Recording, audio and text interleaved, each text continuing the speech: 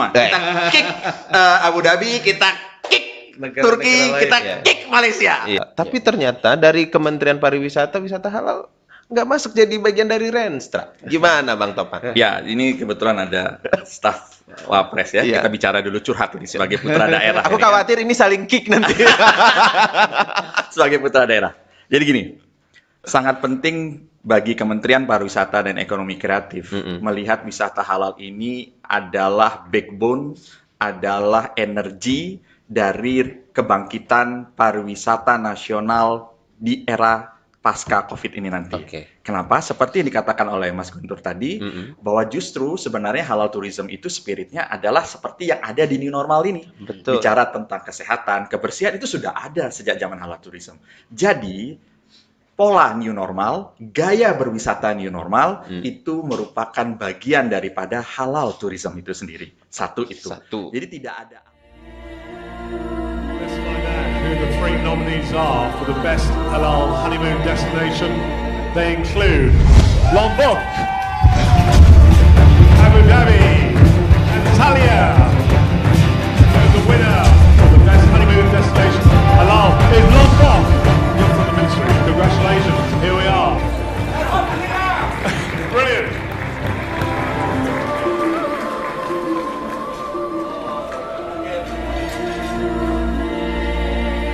Abu Dhabi and Malaysia, the world's best halal tourism destination winner, Lombok. Congratulations, welcome back. Welcome back. Welcome back.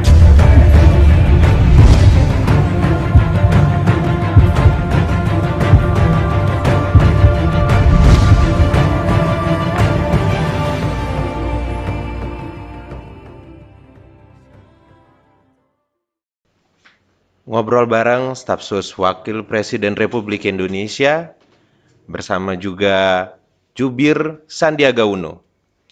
Bersama saya Dayat Hidayat, inilah Kick Onsite. Ya, sore hari ini selamat menyaksikan kembali kepada Kick Fans. Kalau kemarin kita sudah ngobrol bareng dengan staf sus Presiden. Sekarang dengan staf sus Wakil Presiden. Saya akan memperkenalkan dulu narasumber keren kita pada hari ini, teman ngobrol kita pada hari ini. Sore ini kedatangan tamu yang luar biasa dari Jakarta. Ada Mas Guntur Subagja. Ya, selamat sore. Assalamualaikum warahmatullahi wabarakatuh. Waalaikumsalam. Beliau adalah asisten staf sus Wakil Presiden Republik Indonesia. Dan di samping kiri saya juga, kalau di NTB kalau belum kenal keterlaluan, sangat keterlaluan. Beliau adalah Bang Taufan Rahmadi. Selamat sore. Assalamualaikum warahmatullahi wabarakatuh. Iya. Buat yang belum tahu siapa Bang Taufan Rahmadi, kalau kita kembali coba flashback ya, 2015, 2016, Provinsi NTB khususnya Lombok itu pernah mendapatkan award sebagai Best Halal Destination. World Best Halal Tourism Destination dan World Best Halal Honeymoon Destination. Luar biasa sekali. Dua kategori paling bergengsi di dunia. Iya. Dan itu mengalahkan Abu Dhabi sendiri sebagai kita kick semua. Kita kick Abu Dhabi, kita kick Turki, kita kick Malaysia. Iya. Itu. Cuman pertanyaannya adalah Bang Taufan sebagai salah satu inisiator pencetus halal tourism di NTB ini. Pertanyaannya kan biar bagaimanapun kita ngelihat nih pariwisata di Lombok ya. Itu sudah lama banget adanya. Dengan ikon Senggigi. Kemudian ditambah ikon Tiga Gili. Kemudian tiba-tiba ada wisata halal. Sementara sedikit banyak nih, kita tahu di sana ada klub, ya, ada pub, ada minol. Ya. Apa karena wisata halal itu menjadi halal gitu? Mungkin bisa dijelaskan dulu sebenarnya wisata halal itu kue macam apa? Mungkin Bang Taufan dulu ya, Bang Guntur. Ini bicara sama Mas depan Mas Guntur ini agak-agak gugup saya. Ya, soalnya beliau ini itu tanda kangen lama gak ketemu. Oke. Ya, jadi gini, bicara wisata halal, halal tourism itu kita bicara tentang lifestyle, bicara tentang gaya hidup, bicara tentang extended service, bicara tentang optional service. Jadi pilihannya ada di wisatawannya, gitu. Kita penyedia, kita pengelola destinasi, pemilik destinasi itu memberikan pilihan kepada wisatawan. Kalau mereka memang membutuhkan halal services pada saat mereka berlibur, kita ada, gitu. Oke. Ya, jadi pilihan, tidak ada paksaan. Ya, jadi memang ini harus didudukkan. Wisata halal itu tidak membunuh wisata konvensional yang sudah ada. Jadi pilihannya ada di wisatawan dan kita sebagai penyedia servis itu ya tinggal pilih. Ya, yang konvensional ada, yang halal services ada. Berarti tidak semua yang ada di tempat wisata itu menjadi halal. Ya, itu tergantung pilihan. Tergantung.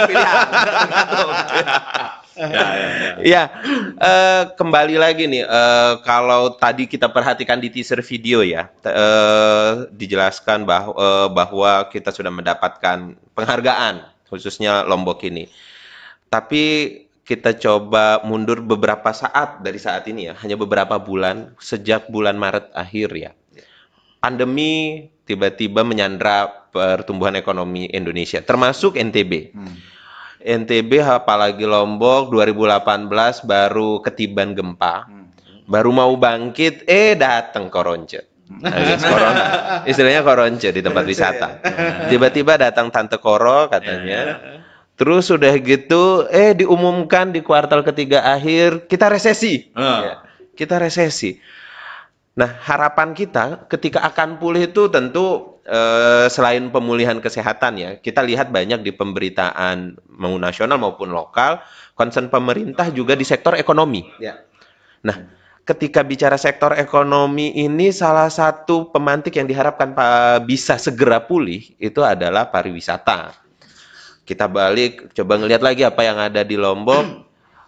Kita sudah ditetapkan Lombok itu sebagai super prioritas. Kayak Mandalika. Dengan andalannya di media adalah MotoGP. Kalau kita coba ubek wisata halal yang sudah dicetuskan oleh NTB sama Kek Mandalika itu kira-kira bisa nyambung nggak sih dengan MotoGP-nya? Kira-kira menurut Mas Guntur bagaimana? Iya, baik Mas Hidayat ya. Ya. Oke, tadi Mas Topan sudah membuka ya apa itu wisata halal. Jadi ini adalah sebenarnya ketika kita saat pandemi ada satu peluang momentum untuk kembali membangkitkan halal tourism. Nah, kenapa? Karena ada mulai kesadaran orang ternyata sekarang higienis itu perlu. Oke. Iya kan? Ternyata berkerumun itu nggak baik. Nggak baik. Gitu kan? Iya. Ini kebersihan itu penting, gitu kan? Iya. Itu. Nah, hal lain. Nah, ini sebenarnya kita tangkap sebagai momentum. Nah, saya ingin mengulas sedikit. Kita tidak memungkiri sejak pandemi datang ini ekonomi Indonesia sangat terpuruk. Betul. Bahkan posisi semester pertama minusnya sampai di atas 5%. Nah, beruntung sekarang minusnya berkurang menjadi 3,sekian%. Nah, dari sekian sektor ekonomi yang tumbuh, semua terpuruk, kecuali yang tumbuh signifikan adalah sektor pertanian, perikanan, dan perkebunan, dan peternakan. Ini sektor yang sebenarnya potensi Indonesia yang sangat besar. Pariwisata juga terpuruk. Nah, kenapa ini terjadi? Karena tadi itu, semua sektor ketergantungan terhadap pihak asingnya sangat tinggi. Jadi ini yang harus kita reduksi, kita koreksi, bagaimana ke depan kita membuat satu kegiatan atau sektor-sektor ekonomi yang sebenarnya kemandiriannya lebih kuat. Itu kan? Asing itu hanya komplimen, termasuk sektor pariwisata. Nah, dalam analisis justru terbalik, sektor pariwisata ini yang katanya akan lebih lama pulihnya ketimbang sektor lainnya. Itu kan, termasuk di analisis Dinar Standard yang kemarin dipublikasi di Dubai, di Jakarta, dan di beberapa negara bersama Indonesian Halal Lifestyle Center, gitu kan. Di situ disampaikan bahwa dari 8 sektor halal industri di dunia, sekitar 6-7-nya akan bangkit di akhir tahun 2021, kecuali sektor pariwisata. Nah, kenapa sektor pariwisata belum ini? Karena memang situasi sekarang itu kan mengandalkan traffic luar dalam. Nah, dari sini sebenarnya ada tantangan menarik. Apakah benar itu harus bangkitnya paling terakhir? Mestinya tidak. Bagaimana caranya? Adalah bagaimana wisata kita membuat diferensiasi yang tidak dimiliki orang lain dengan memperkuat kekuatan lokal wisdom kita. Nah, kalau bicara halal di Indonesia sebenarnya itu sudah bagian dari gaya hidup tadi. Bagian dari gaya hidup. Halal itu lifestyle lah tadi Mas Taufan ini. Nah, yang perlu kita pahami sekarang di dunia itu memang sedang terjadi tren ekonomi halal bukan hanya berkembang di negara Muslim. Oke. Tadi saya diskusi siang dengan teman-teman gerakan pembumian Pancasila gitu kan. Thailand sudah memposisikan dia sebagai halal kitchen of Asia. Dia memproduksi makanan-makanan halal. Kenapa dia memproduksi makanan halal? Karena core ekonomi dia adalah pertanian. Kalau dia memproduksi barang-barang consumer goods biasa, saingannya itu ada Unilever, Nestle, perusahaan besar. Kalau halal jadi selling point. Nah, begitu pula turismenya, wisatanya.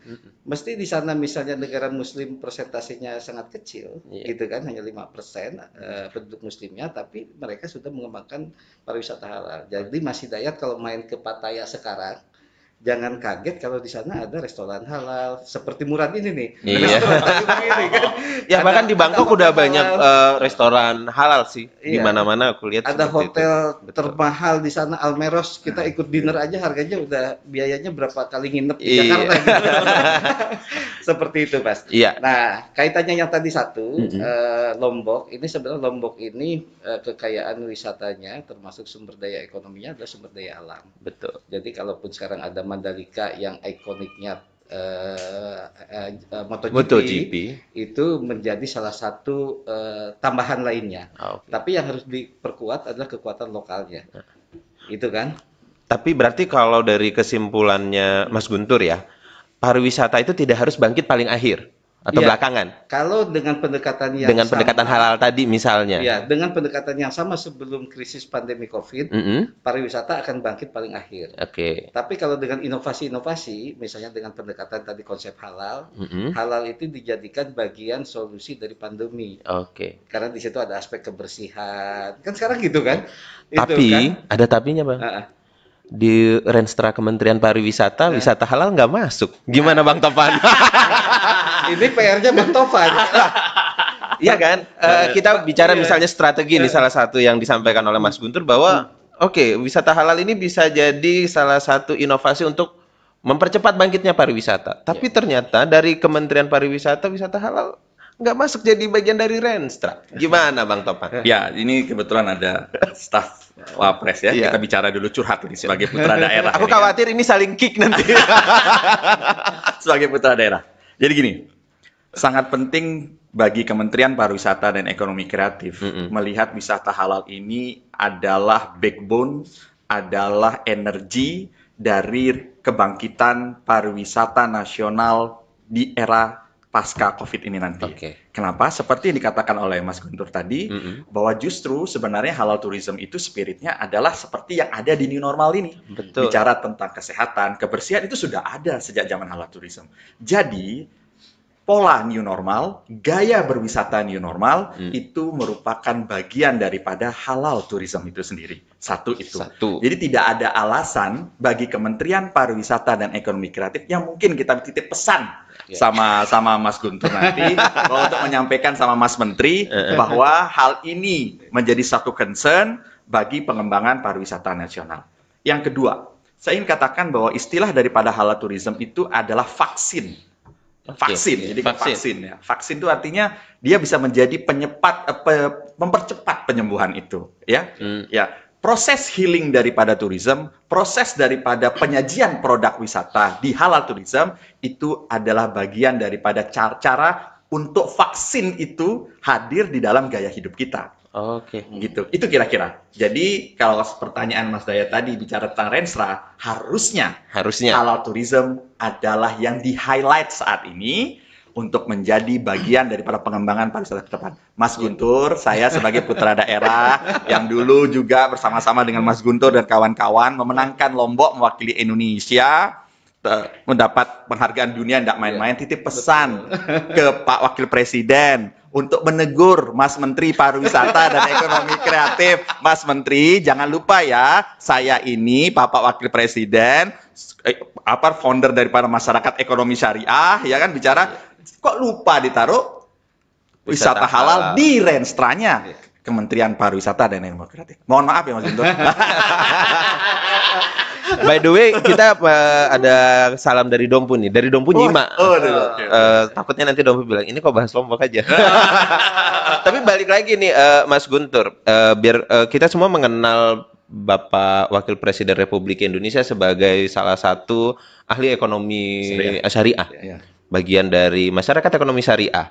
Dalam forum nasional, internasional, bicara tentang juga wisata halal.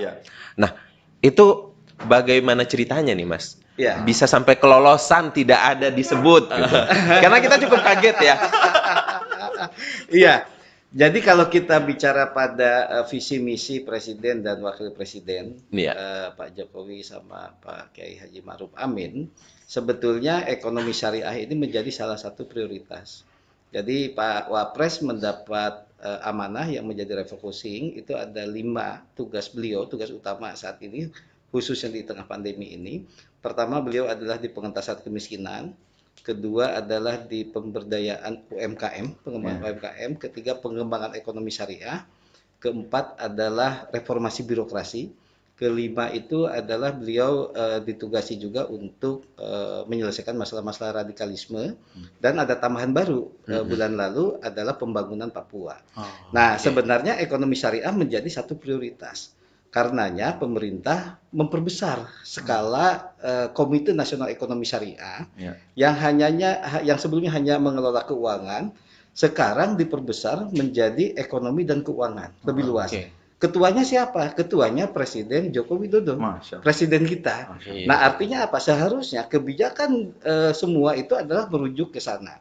Nah, Pak Wapres, Pak Prof. Kiai Ma'ruf Amin sebagai Ketua Harian. Dan sekjennya, sekretaris KNKS-nya adalah Ibu Menteri Keuangan. Di bawahnya ada 15 kementerian, termasuk Kementerian Pariwisata. Nah, saya melihat pariwisata yang selama ini diusung menjadi salah satu kekuatan untuk ekonomi halal Indonesia, seharusnya melihat sektor halal tourism, halal industri, halal ekonomi, ini adalah sebagai opportunity, sebagai peluang. Ini tidak bicara tentang hanya untuk orang Islam atau bukan. Ini adalah universal, tapi ini adalah opportunity ketika negara-negara harus memiliki diferensiasi produk, ketika negara-negara harus mengikuti layanan-layanan yang punya nilai tambah. Indonesia sebenarnya ekonomi halal itu yang sebenarnya sangat potensial dan tidak dimiliki orang lain. Kenapa? Karena Indonesia adalah penduduknya mayoritas Muslim, sehingga kalau kita membidik pasar dalam negeri aja itu bisa mengalahkan berapa negara. Betul. Termasuk negara Timur Tengah yang penduduknya nggak sebanyak Indonesia. Nah, yang perlu kita pahami, ini mungkin perlu publik memahami lebih luas. Negara-negara non-Muslim seperti Australia, mereka itu adalah produsen daging, ya kan, sapi ke berbagai negara termasuk ke Indonesia. Kawan saya di Australia dari UNSW, Dr. Minako menyampaikan di minimarket, di supermarket daging-dagingnya bersertifikat halal dan dikonsumsi oleh semua masyarakat Australia. Karena apa? Tadi itu, kalau udah ada sertifikat halal, mesti dagingnya sehat, mesti higienis, proses cara motongnya ini, benar, dan sebagainya. Jepang juga sama, mengembangkan ekonomi halal yang besar. Thailand sama. Kemudian yang lebih mengagetkan lagi adalah sekarang negara-negara seperti Spanyol ya sudah mengembangkan itu. Amerika, Brasil. Nah, saya akan ungkap data sebenarnya siapa negara eksportir produk halal terbesar. Dari 5 besar, tidak ada satupun negara Muslim. Eksportir produk-produk halal terbesar itu adalah 1 Brasil, kedua Amerika, ketiga Rusia, kemudian ada beberapa negara lain. Tapi kalau ditanya siapa konsumen produk halal terbesar? Negara Muslim. Indonesia. Nomor 1 Saudi Arabia, nomor 2 Indonesia. Ini ironis sekali gitu kan? Ironis sekali. Nah, kita harus melihat halal ini bukan bicara dikotomi Muslim non-Muslim, tetapi ini adalah satu tren yang sedang berkembang. Tapi bicara dikotomi nih, saya sempat ngobrol tadi ya sekilas dengan Bang Taufan. Apa jangan-jangan, ini jangan-jangan aja, Kementerian Pariwisata itu tidak memasukkan pariwisata halal sebagai Renstra itu karena Mas Topan nggak diajak lagi jadi timnya di sana. Atau karena mungkin pada saat di awal-awal ketika bicara wisata halal, pada saat itu kalau tidak salah di Bali ya, yang langsung menolak gitu. Apa karena itu jadi takut? Karena akhirnya kan seperti muncul dikotomi. Ya, jadi ini perlu kita lihat di Bali itu, ini makanya kita harus memilah, melihat sesuatu dalam berbagai sisi secara jernih. Kalau kita lihat di Bali itu sudah berdiri sejumlah hotel dengan sertifikasi halal. Oke. Bahkan juara dunianya kompetisi World Halal Tourism Award ya, hotel untuk family ya, family hotel itu pemenangnya adalah hotel di Bali. Oke. Itu Hotel Radana kan, itu kan Hotel Radana. Di luar Hotel Radana ada beberapa hotel yang ini. Saya datang ke Hotel Radana dan saya menginap di sana. Siapa yang penghuni yang menginap di sana? 70%-nya bule, orang-orang asing non Muslim. Tapi mereka nginep di hotel halal. Kenapa? Karena ini adalah orang-orang asing yang memang membawa keluarga. Jadi dia berasa kalau bawa family lebih aman untuk di hotel halal. Tapi kalau Mas Topan mau wisata sendiri, hotelnya bisa apa aja kan? Mungkin aku mau nambahin. Iya. Jadi PR paling besar dari wisata halal itu adalah bagaimana menjawab pertanyaan Dede tadi, adalah bagaimana mensosialisasikan pengertian itu hingga ke grassroots. Ya, betul. Sehingga tidak ada salah. Dan termasuk bukan hanya grassroots, pemegang kebijakan. Ya, pemegang kebijakan. Artinya para pemegang kebijakan ini juga harus memahami bahwa pengertian daripada halal tourism itu bukan antara Islam atau non-Islam. Gitu. Tetapi berbicara tentang tadi tren, bicara tentang gaya hidup. Jadi kalau misalnya terjadi kasus di Bali, terjadi kasus resistensi di Danau Toba, itu adalah tanggung jawab untuk kemudian kita memberikan sosialisasi terkait hal ini. Tapi kembali terpulang, bahwa bicara halal tidak ada paksaan. Jadi halal tidak memaksa. Tapi bedanya wisata halal dengan wisata syariah apa? Nah ini. Karena akhirnya kan ada bunyi juga wisata syariah tuh. Bikin orang jadi bingung nih. Ya, jadi kalau ini soal pengistilahan, sebenarnya hanya terjadi di Indonesia. Jadi di negara-negara lain itu nggak ada namanya ekonomi syariah, yang adanya Islamic ekonomi, gitu kan? Halal ekonomi. Begitu pula produk-produk. Nah, di kita istilahnya ekonomi syariah. Nah, tapi maknanya sebenarnya sama. Artinya wisata halal, ekonomi syariah, apa dan sebagainya. Nah, biasanya kalau dari bahasa komunikasi, halal itu jauh lebih diterima ketimbang kata syariah. Jadi ini soal bahasa. Ada juga yang sekarang mengistilahkan dengan Muslim friendly, ya kan, gitu kan? Ada istilah lain mungkin apa, gitu kan? Dan bukan hanya negara Muslim atau hanya ini yang menerapkan standar tertentu. Yahudi juga punya standar kosher ya, untuk produk-produk makanannya yang memang dia lebih ketat malah itunya dan sebagainya. Nah, artinya apa? Kita jangan terjebak dengan istilah, tetapi kita bagaimana mengemas satu industri, khususnya industri ekonomi syariah atau ekonomi halal ini secara terstruktur dan kita bangun ekosistemnya secara terintegrasi. Ini yang utama. Nah, ini sebenarnya yang menjadi prioritas Presiden dan Wakil Presiden saat ini. Nah, makanya Pak Presiden melalui Pak Wakil Presiden menekankan bahwa sekarang yang udah harus dibangun adalah industri halal. Nah, industri halal itu meliputi semua. Satu, sektor keuangan. Kalau dulu kita hanya fokus di perbankan. Perbankannya nggak bisa berkembang. Karena apa? Industrinya nggak berkembang. Industri halalnya. Sehingga yang dibiayain cuma itu aja kan. Itu yang ini kan. Nah, kedua sekarang sudah masuk ke industri. Mas Hidayat atau teman-teman mungkin nanti yang menonton ini tahu gitu kan. Siapa yang mengusulkan kawasan industri halal? Salah satu pengusaha besar Indonesia, grupnya Modern. Iya kan? Dia menangkap itu, bahwa ini ada opportunity. Siapa yang merencanakan mau membangun tower syariah? Itu dari PIK malah. Dari PIK ini apa namanya singkatannya? Pantai Indah Kapuk. Pantai Indah Kapuk. Dari Pantai Indah Kapuk. Gitu kan? Jadi itu bukan bicara kalau membangun gitu. Industri halal harus orang-orang muslim, harus apa enggak. Tapi ini satu opportunity. Nah, alhamdulillah saat ini ada 2 kawasan industri halal yang sudah mendapat persetujuan dari Menteri Perindustrian. Dan ini akan menjadi satu ikon baru bagi Indonesia di mana produk-produk halal itu akan menjadi unggul. Nah, kalau kita melihat sebenarnya gini, kita melihat produk-produk Indofood, consumer good, hampir semuanya bersertifikat halal, tapi tidak disebut itu sebagai produk halal. Itu kan sebetulnya produk Unilever yang diproduksi di kita, gitu kan? Semuanya halal. Semuanya halal. Semuanya ada sertifikasi halal, gitu kan itu. Nah, kalau ini kita memang jadikan tadi sebagai istilahnya tadi gaya hidup, sebenarnya kan tidak perlu lagi dipersoalkan bahwa produk halal itu begini, syariat itu ini, sama enggak.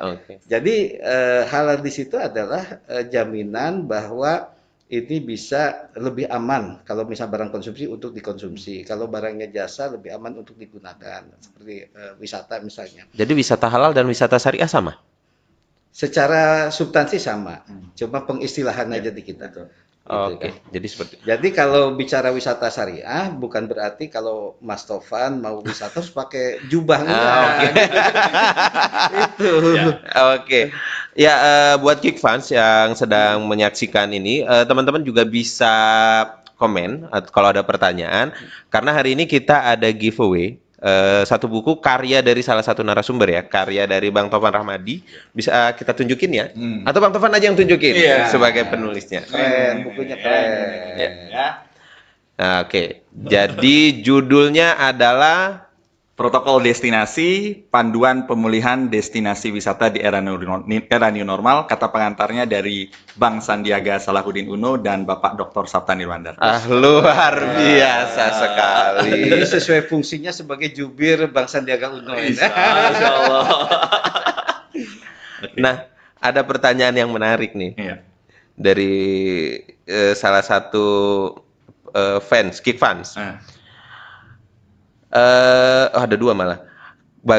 Apa karena ada wisata halal berarti ada juga wisata haram? Itu satu. Kemudian yang kedua, karena tadi kita sebut Mandalika ya. Bagaimana kalau MotoGP menjadi wisata halal? Bisakah begitu? Bagaimana konsepnya? Saya ingin memberikan ini highlight lagi ya terkait wisata halal ini. Pertama, kita harus bisa menyadari bahwa halal tourism ini adalah kembali lifestyle gaya hidup, pilihan, opportunity. Kita serahkan kepada wisatawannya, ya. Saya tidak ingin menyebut bahwa itu ada wisata haram, itu tidak. Jadi kita bicara tentang kita bicara tentang ini layanan. Layanan ya. Jadi pengistilahan daripada yang tidak melakukan halal services itu kita sebut dengan wisata konvensional. Ya, begitu ya. Jadi kita harus paham itu, ya. Jadi wisata halal dan wisata konvensional. Jadi berbicara dari layanannya, servisnya. Itu satu. Terus kedua, tentang MotoGP, ya kan?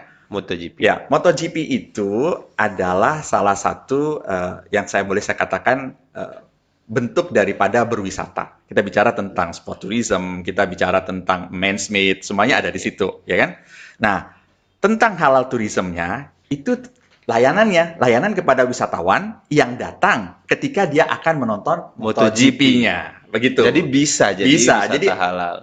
Saya bilang bahwa semua layanan di destinasi wisata itu bisa menjadi halal services, tergantung daripada pengelola destinasi di dalam melihat opportunity itu, gitu. Lihat saja, negara-negara non-Muslim ternyata bisa memberikan layanan halal services. Australia bisa memberikan layanan halal services, begitu. Halal produk. Ya, jadi sekarang kita harus merubah mindset kita. Halal tourism bukan berbicara tentang Muslim non-Muslim, tapi berbicara tentang services bagi wisatawan. Service dan produk. Ya, saya tambahkan sedikit. Tadi kalau ditanya yang tidak ada sertifikat halalnya, apakah halal atau enggak? Yang pasti kalau bersertifikat halal, artinya SOP atau standar-standar halal sudah terpenuhi. Yang tidak ada belum tentu tidak halal. Dan belum tentu juga haram. Berarti konvensional. Ya, itu artinya apa? Bagi industri seharusnya itu tetap menjadi satu nilai tambah untuk kalau misalnya industrinya makanan untuk melakukan sertifikasi halal. Artinya dia mempunyai akses market yang lebih luas yang bisa dikonsumsi oleh orang yang suka produk-produk halal ataupun yang non halal.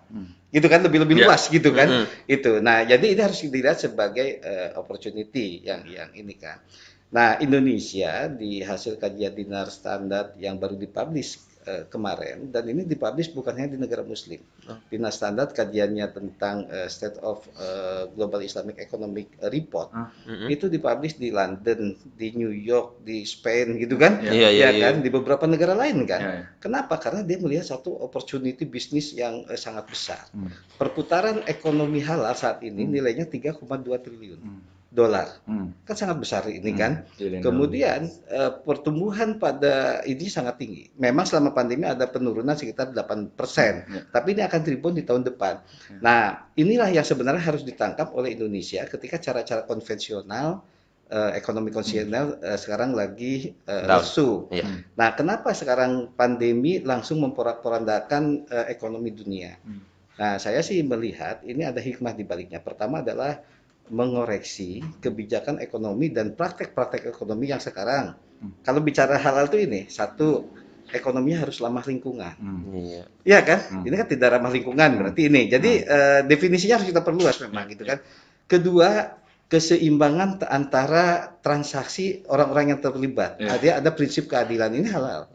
Ya kan, sekarang ada ketimpangan ekonomi kan. Ketiga, keterbukaan tentang katakanlah pricing, HPP-nya berapa, harga jualnya berapa, gitu kan. Kalau ini diikutin SOP yang tadi, artinya sesuai dengan kaidah-kaidah halal, mestinya tidak akan terjadi ketimpangan. Misalnya kalau tadi kita cerita dengan para pelaku industri di sektor perikanan, nelayan yang memproduksi ikannya lebih rugi daripada yang di industri hilirnya. Begitulah di sektor pertanian. Nah, hal-hal seperti ini yang sebenarnya dikoreksi oleh pandemi, dan semua yang dikoreksi itu adalah hal-hal yang recovery-nya harus dengan prinsip-prinsip yang sebenarnya secara substansial halal, sesuai nilai-nilai halal. Sesuai nilai-nilai ekonomi syariah gitu kan. Kalau saya pribadi namanya mau ekonomi syariah, namanya mau ekonomi halal, mau ekonomi Indonesia, ekonomi Pancasila atau ekonomi apapun nggak ada masalah, yang penting substansinya. Yang penting substansinya seperti tadi. Jadi ini adalah satu opportunity bisnis yang saya sangat sayang sekali kalau Indonesia tidak menangkap ini, termasuk sektor pariwisata. Nah, ini tugas Mas Taufan yang memang dikik lagi. Pertama pelaku industri, gitu kan, jadi bisa menyampaikan realitanya. Kedua juga terlibat dulu di Badan Promosi Pariwisata Nusa Tenggara. Dan ketiga, memang kita mesti punya diferensiasi. Nah, tapi tadi ada pertanyaan juga dari pelaku industri pariwisata, nih Mas Taufan. Katanya NTB ini sebagai wilayah pariwisata halal, bahkan menang ke dunia. Tapi industri kan merasakan bahwa ini ada sesuatu yang halal. Kira-kira apa yang ininya? Nah, ini seharusnya yang ditanya Kepala Dinas Pariwisata NTB ini. Tapi begini Mas, saya mau beberapa. Jadi pertama masalah sertifikasi tadi Mas. Ya, sertifikasi itu penting karena sebenarnya sertifikasi itu bukan sekedar untuk diri kita, tetapi untuk wisatawan yang datang agar tahu tentang kita. Jadi gitu ya. Agar lebih nyaman, lebih aman merasa. Kalau certification itu untuk itu. Ya. Terus kedua, kalau misalnya tadi NTB dikatakan atau industri mengatakan, kok kita belum merasakan itu. Nah, ini yang ingin saya katakan, Mas Guntur, bahwa ternyata di NTB saja, ya, rupanya masih ada yang merasa bahwa halal tourism itu bisa jadi belum sebesar apa yang kita tadi ceritakan begitu. Opportunity itu hanya ada di benak beberapa sebagian orang saja, sebagian pelaku industri saja. Mungkin juga di sebagian pemegang kebijakan. Ya, sehingga begitu ya. Jadi ini yang perlu kita terus jadi kick lagi ke Menteri Pariwisata. Iya dong. Tapi begini Bro. Halal ini ingin saya katakan, tema kita sekarang ini adalah wisata halal itu adalah momentum kebangkitan daripada pariwisata nasional. Ya, momentum ini penting.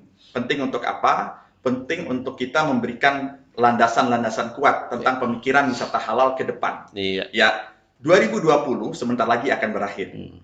Tantangan kita di 2021, apakah satu, kalau pandemik ini terus ada, berarti halal tetap survive. Halal adalah cara untuk survive. Pandemik ini turun, halal tetap menjadi contoh, menjadi standar. Kan ini bicaranya begitu, ya kan? Nah, di dalam perjalanannya nanti kita berharap, apalagi di sini ada Mas Guntur, ya, halal tourism ini, ya, UNWTO itu mengatakan salah satu cara memasarkan atau salah satu cara destinasi pariwisata itu untuk survive adalah dengan memfokuskan kepada dua hal dulu. Market lokal sama market domestik. Mancanegara sebentar dulu. Nah, lokal sama domestik ini kalau kita lihat Indonesia, notabene adalah Muslim traveler. Muslim traveler ketika dia berbicara ke destinasi wisata, they need halal services. Jadi, pelaku industri pariwisata, pemegang kebijakan, ya, pemimpin-pemimpin di daerah, di Kementerian Pariwisata Ekonomi Kreatif harus melihat ini, capture-nya harus seperti itu. Harus kencang suaranya, harus kencang begitu. Karena apa? Halal, ketidakpastian itu adalah pandemik. Iya. Kepastian layanan pariwisata itu vaksinnya adalah halal tourism. Nah, itu maksud saya. Itu summary-nya buku protokol destinasi. Oke, itu ya tambahan. Aku nggak tahu ini teman-teman kru nyediain air minum nggak sih? Kayaknya Bang Topang panas. Ada itu di depan. Ya, oke lah. Jadi pada intinya kita butuh vaksin. Ya benar ya. Iya, butuh vaksin. Dan untuk pariwisata, vaksin tanda petik ya? Iya. Dan untuk pariwisata ini vaksinnya adalah halal tourism. Dan yang bisa bikin itu menjadi cepat tersedia adalah Kemenpar. Ya, pemerintah dong, ya kan? Kemenpar, melalui Kemenpar. Ya, melalui Kemenpar. Kita bicara halal tourism soalnya. Dan agar bisa Kemenpar dengar, lebih kencang, Mas Guntur. Mas Guntur harus bisiki Pak Kiai. Biar misalnya, sini loh, ini, oke. Tapi ada pertanyaan yang menarik nih, bisa jadi pertanyaan yang ya sedikit lepas dari wisata halal, tapi masih ada kaitannya dengan pariwisata dan di Lombok. MotoGP serius nggak sih sebenarnya? Itu satu. Kemudian yang kedua, kalau misalnya MotoGP Mandalika gagal tahun depan, kira-kira nih, apa alternatif atraksi lainnya yang bisa dongkrak kedatangan wisatawan ke Lombok pasca pandemi ini? Kalau seandainya gagal. Karena kita sudah lihat ya, dari kalender MotoGP, Mandalika masuk reserve. Cadangan. Kemudian yang kedua, sudah beredar di Twitter surat dari email dari MotoGP bahwa Indonesia tidak mendapatkan perlakuan khusus. Betul. Itu satu. Kemudian yang kedua, jika selesai pembangunannya, Indonesia masih bisa masuk kalau ada tanggal yang tersedia. Yang kedua, kalau ada yang batal. Dan ketiga masuk lolos dalam sertifikasi federasi. Betul. Itu yang menurut Dorna. Teman-teman peminat MotoGP yang sudah sangat bersemangat sekali itu penting buat mendapatkan jawabannya. Siapa yang ingin menjawab? Saya dulu aja. Saya dulu karena ini bicara di KIK Mandalika. Begini. MotoGP kita harus akui, dia adalah magnet yang sangat luar biasa untuk membuat dunia melihat kita. Dunia bukan saja MotoGP ini saya tekankan, ini bukan inklusivitas, ini bukan milik ITDC, bukan milik Lombok Tengah, bukan milik NTB, berarti milik Indonesia. The pride of our nation itu ada di MotoGP itu. Ya, itu kita harus garis bawahi. Yang kedua, dalam kesempatan ini saya ingin berbicara, ya. Plan A MotoGP jalan. Plan B MotoGP ditunda. Karena kita harus fakta. Justru ini menurut saya adalah suatu opportunity untuk apa? Untuk menunjukkan bahwa bangsa kita ini bangsa pekerja keras. Bangsa kita ini berbicara bahwa ketika dia ingin menghadirkan event yang akbar itu, dia harus siap segalanya. Dia tidak bermain-main dengan persiapan. Ya, karena MotoGP itu tidak main-main, Pak. Ya, dari semua standar itu harus benar-benar clear. Ya, tidak main-main. Nah, oleh karena itu, kita jangan risau kalau dia jadi atau tidak jadi. Itu biarkan pihak Dorna itu yang mikir. Ya, pihak Dorna sertifikasinya di situ. Kita tidak bisa ngelawan karena dia sudah punya standar. Yang bisa kita lakukan sebagai bangsa yang suka dengan yang memang betul hidup kita ini dari pariwisata adalah satu, kita harus prepare. Kita harus siapkan to be or not to be pikiran kita. Yang terbaik toh juga nanti kalau sudah ada MotoGP ini juga dipakai gitu. Ya, destinasi itu tetap harus siap. Yang kedua, mau tidak mau, suka atau tidak suka, masalah standarisasi new normal harus diberlakukan. Ya, jadi kita men-trial diri kita merole-playkan diri kita untuk bisa ketika 300.000 wisatawan yang mau datang ke Lombok untuk nonton MotoGP di tahun 2022 misalnya, kita sudah siap. Jangan gagap lagi gitu. Oke. Ngerti ya? Jadi 2021 kita simulasi aja. Jadi gini, saya ingin katakan bahwa opportunity itu selalu ada. Iya. Ya, tapi kita karena yang memegang izin itu, memegang license itu adalah pihak lain. Kita nggak bisa melawan. Mereka sudah punya standar gitu. Ya, kita kerja keras saja, kita fokus di dalam pergerakan itu. Nah, sekarang yang bisa kita lakukan adalah bagaimana mempersiapkan destinasi, mempersiapkan SDM kita, ya. Lalu jangan henti untuk mengatakan kepada dunia kalau Indonesia siap menerima wisatawan dengan konsistensi pelaksanaan new normal di lapangan. Oke. Gitu kira-kira. Ya. Jadi gitu ya. Ada tambahan ya. Jadi tadi saya menggarisbawahi sebenarnya yang disampaikan WTO. Ya. Jadi di tengah pandemi ini kita tidak perlu lagi tergantung pada entah wisatawan luar atau ekonomi luar. Yang harus dibangun adalah kemandirian. Tadi ada dua, kekuatan produk lokal, kedua adalah pasar domestik. Nah ini yang harus diinikan. Artinya apa? Kalau Mandalika ini dibangun, ada MotoGP, nggak ada MotoGP, bagaimana optimalisasi kawasan ini menjadi satu destinasi? Itu yang pertama. Nah, kedua, kalau kita melihat tadi ini sebagai halal sebagai vaksin, sebenarnya Indonesia ini kalau mau mengoptimalkan satu potensinya di tengah pandemi, pariwisatanya bisa tetap bangkit. Pariwisata seperti apa? Pariwisata yang outdoor, alam, wisata alam. Apalagi sekarang kan disarankan nih orang ada kecenderungan bagaimana meningkatkan daya tahan tubuh. Ini soal packaging aja. Gitu kan, bagaimana dia bisa berjemur, bagaimana dia bisa jalan sehari harus 10 km, tapi nggak terasa capek dengan cara wisata kan. Kayak orang main golf itu sebenarnya kan dia jalannya bisa berapa kilo kan, gitu kan. Nah ini objek wisata sama, dan bagaimana orang punya perasaan bahagia ini yang sebenarnya bisa mengurangi gitu ya, pandemi ini bisa berkurang lebih cepat. Di satu sisi sektor pariwisata adalah sektor yang memiliki sosial dan economic impact yang sangat tinggi. Jadi rantainya itu sangat panjang. Jadi kalau wisata itu bisa hidup, kita sebenarnya ini akan bisa juga mengangkat UKM-UKM dan impact terhadap peningkatan pendapatan dan daya beli. Nah kalau kita sekarang lihat, misalnya kemarin saya baca di sosmed ya, beberapa ini orang yang datang ke jembatan gantung terpanjang yang ada di Sukabumi itu sampai antri. Artinya sekarang sudah ada kesadaran orang untuk berwisata, tapi dia juga mengikuti protokolnya. Yang lewat harus berapa orang, jaraknya dijaga, gitu kan?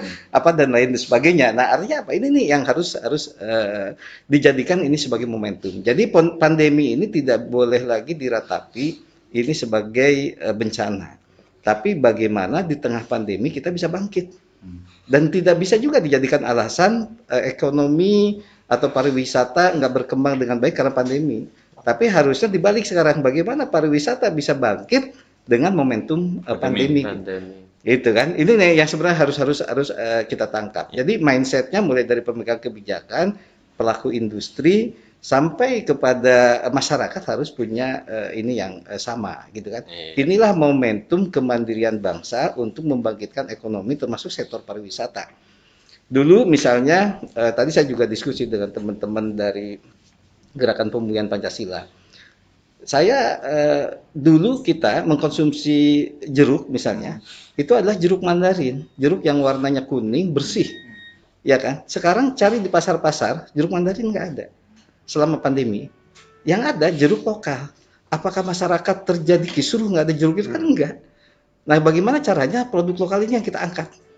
Gitu kan? Jadi kita tidak perlu lagi impor jeruk. Jeruk lokal pun tetap menyehatkan. Dan begitu pula beras. Dulu ketergantungan kita beras terhadap impor sangat tinggi. Prediksi kita kalau hitung-hitungan produksi kan awal tahun akan terjadi kekurangan produksi beras kalau tidak melakukan peningkatan produksi.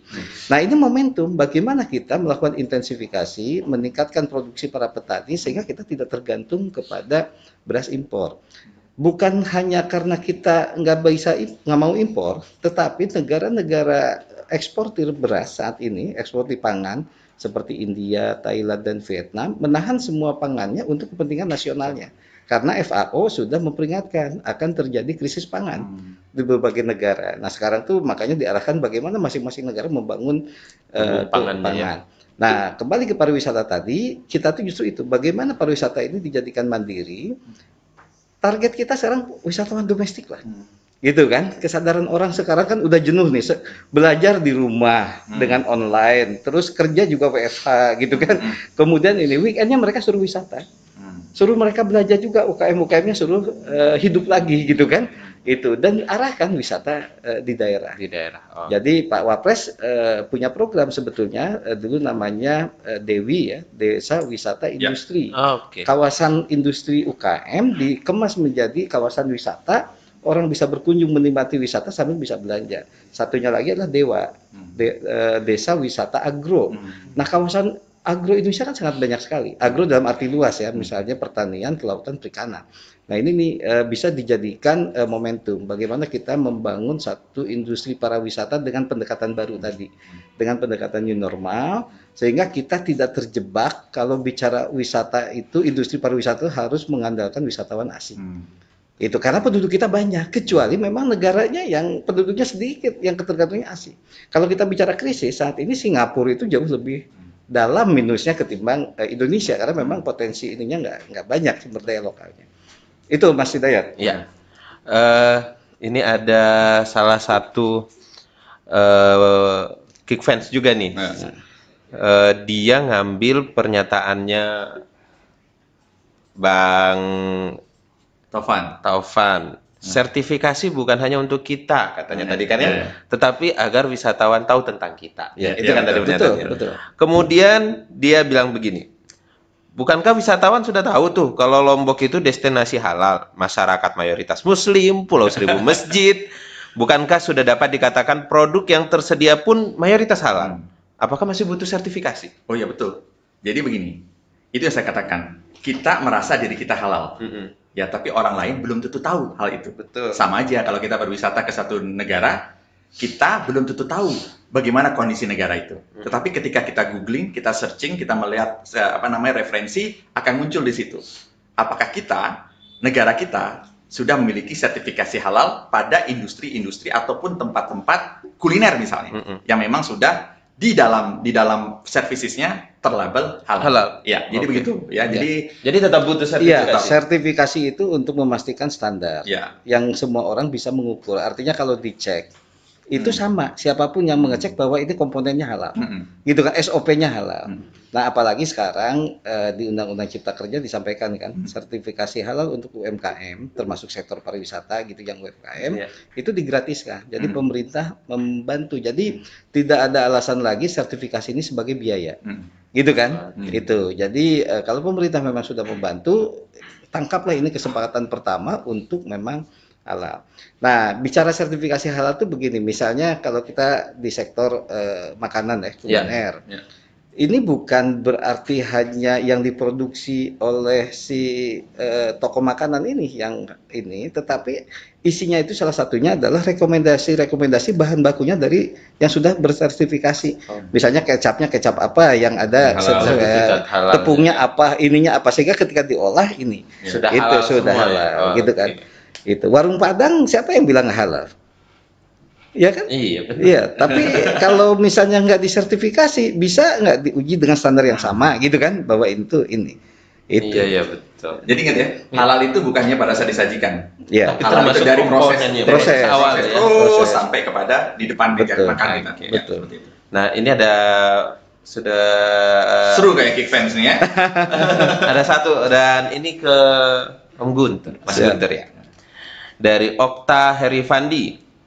Setelah diskusi ini, setelah diskusi ini karena emang pertanyaan terakhir nggak ada lagi.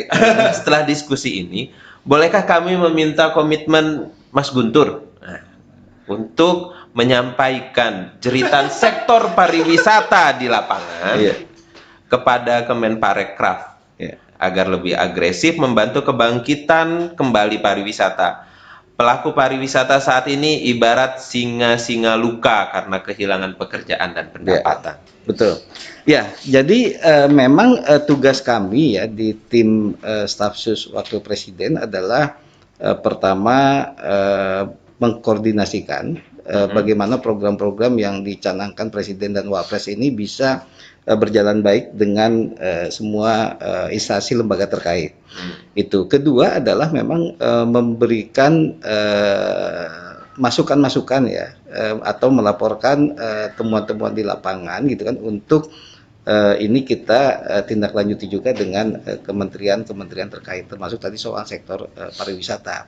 Jadi memang saatnya saat ini adalah semua industri, semua sektor harus menyampaikan permasalahan sebenar-benarnya kepada pemerintah, baik pemerintah daerah ataupun lokal, sehingga kita tahu masalahnya gitu kan, dan kemudian menawarkan alternatif solusinya. Pemerintah sudah mencanangkan dana pemulihan ekonomi nasional yang 600 sekian puluh miliar gitu ya, triliun, yang nilainya nggak sedikit. Nah, tapi kalau ini misalnya dimanfaatkan betul untuk menghidupkan kembali sektor-sektor yang terutama ya, pertama yang potensi TKDN-nya, kandungan lokalnya dalam negeri. Ini harus menjadi prioritas. Kedua, yang menyerap lapangan kerja yang banyak. Itu kan. Ketiga adalah sektor yang bisa memberikan impact sosial dan impact ekonomi yang lebih besar. Nah, ini harus menjadi prioritas. Tapi kan kalau misalnya bukan pelaku industri yang menyampaikan apa adanya, pemegang kebijakan juga nggak tahu persis ya, karena kan kebijakannya lebih pada dia menyiapkan regulasi, pendukung atau insentif. Itu ya, yang ini kan, atau mendorong, memberikan stimulus gitu kan. Nah, jadi baiknya memang sekarang pelaku industri di sektor pariwisata atau non pariwisata membuat satu kajian internal yang dirasakan langsung. Dan alternatif solusinya apa? Diusulkan, kemudian pemerintah diminta begini, gitu kan, itu. Nah, tentu pemerintah akan mereview mana yang visible dilakukan, mana yang enggak. Tapi ketika bicara saat ini, di saat krisis di negara manapun, satu-satunya harapan yang bisa menggerakkan ekonomi nasional itu hanya dari pemerintah. Di negara manapun. Makanya sekarang pemerintah berusaha memberikan banyak bantuan untuk menggerakkan semua sektor bisa berproduksi kembali dan meningkatkan daya beli. Itu kan. Tadi saya diskusi juga, bahkan di Cina itu ketika mereka mengalami krisis, masyarakatnya diberikan kredit konsumsi tanpa bunga, cost of fund-nya zero, gitu kan, supaya apa? Masyarakat supaya belanja. Kalau masyarakat belanja, UKM-nya hidup, pabrik-pabriknya nggak mati, gitu kan, itu. Tapi kalau masyarakat nggak belanja ini, itu. Jadi kalau saat ini memang ketika krisis, yaitu gerakan bagaimana kita belanja di warung sebelah, bagaimana kita belanja di tempat UKM itu harus diinikan lagi, gitu. Itu yang harus kita sebelah. Ya, menarik ya. Jadi Kikfans, untuk diskusi kita sore ini sebenarnya masih banyak yang bisa dibahas. Cuman memang tetap alokasi waktu kita, keterbatasan kita untuk menyediakan waktu ya. Mungkin perlu sekali waktu Kikfans mengundang Kemenparekraf sekalian gitu kan. Iya, harus seperti itu. Jadi ada Bang Taufan, kemudian ada Mas Menteri, kan lebih seru. Atau besok sekalian sama Kepala Dinas Pariwisatanya gitu. Untuk bicara wisata halal sebagai vaksin di masa new normal, seperti itu. Dan untuk buku, Bang Taufan bisa pilih, ini bisa lihat yang komen atau yang likes, yang follow. Bang Taufan silahkan pilih yang mana. Yang dipilih pertanyaannya yang bagus atau yang fotonya? Itu urusannya yang punya buku. Gini, penulis. Karena kan ini kita datang kehadiran tamu kehormatan. Gitu. Jadi kita kirim value cream doi form. Muliakanlah tamu. Kita berikan kesempatan kepada Mas Guntur untuk memilih. Baik, saya coba lihat sini komentar-komentar yang ini.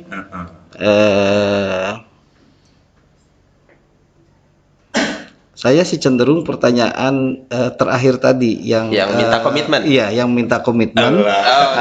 Dengan catatan beliau sebagai pelaku industri misalnya juga bisa mengusulkan atau menyampaikan fakta-fakta kesulitan yang dihadapi apa. Jadi itu sampaikan misalnya ke pemerintah lokal dan pusat kan cukup ini. Gitu. Jadi yang akan mendapatkan buku ini, buku ini adalah Mas Okta Herifandi. Nanti Mas Okta Herifandi bisa langsung DM ke akun sosial medianya Kik News, bisa lewat Instagram ataupun lewat fanpage di Facebook. Jadi pada kesimpulannya adalah wisata halal itu bukan mengkotak-kotakan antara muslim non muslim, karena wisata halal ini hanyalah lifestyle. Lifestyle yang sudah berjalan sebenarnya, hanya kita kemas sehingga menjadi layak untuk dikomersilkan. Karena dengan wisata halal sebenarnya kita menuju ke masa new normal. Karena segala hal yang ada di wisata halal adalah bentuk adaptasi di masa pandemi.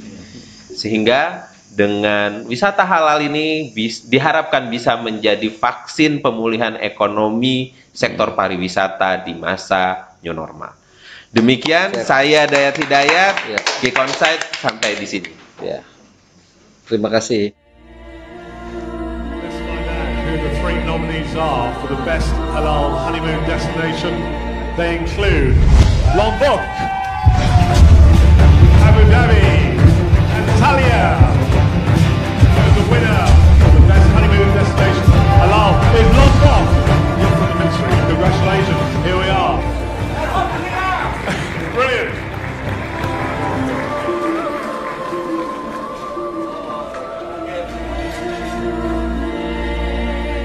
Abu Dhabi and Malaysia. The